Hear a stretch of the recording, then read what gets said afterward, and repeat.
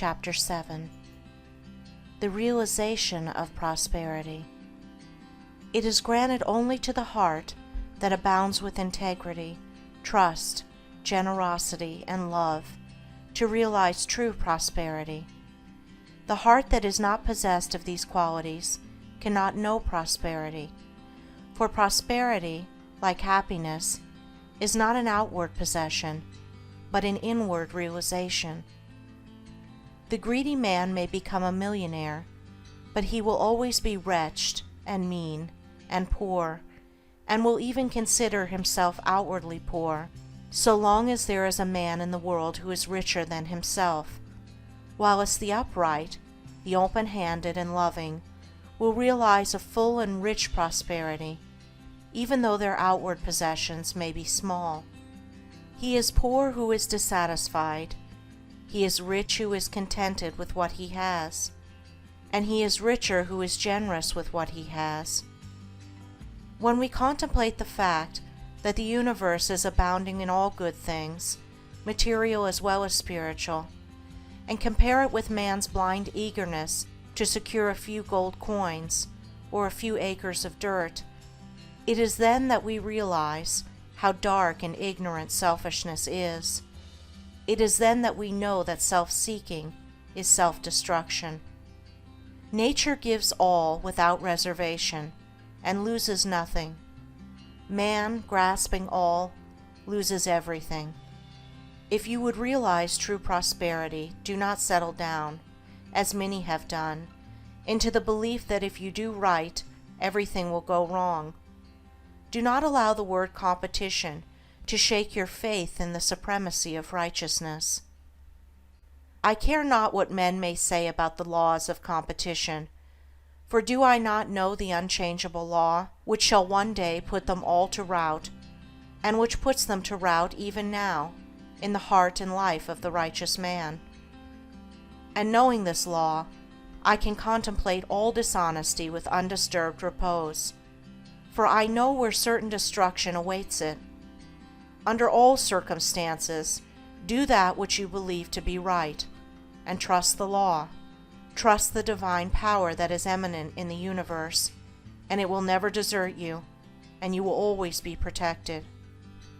By such a trust all your losses will be converted into gains, and all curses which threaten will be transmuted into blessings. Never let go of integrity, generosity, and love, for these, coupled with energy, will lift you into the truly prosperous state.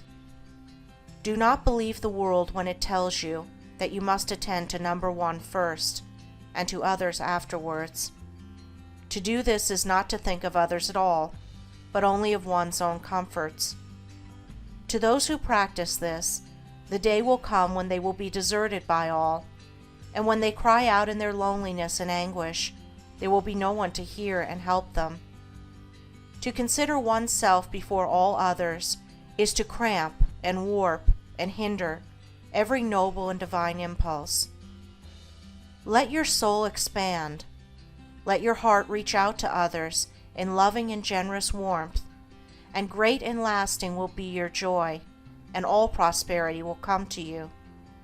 Those who have wandered from the highway of righteousness guard themselves against competition. Those who always pursue the right need not to trouble about such defense. This is no empty statement.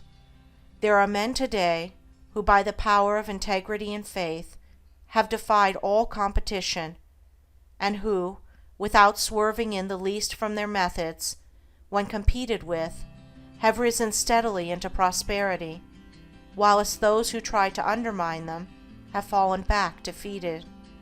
To possess those inward qualities which constitute goodness is to be armored against all the powers of evil, and to be doubly protected in every time of trial, and to build oneself up in those qualities is to build up a success which cannot be shaken, and to enter into a prosperity which will endure forever.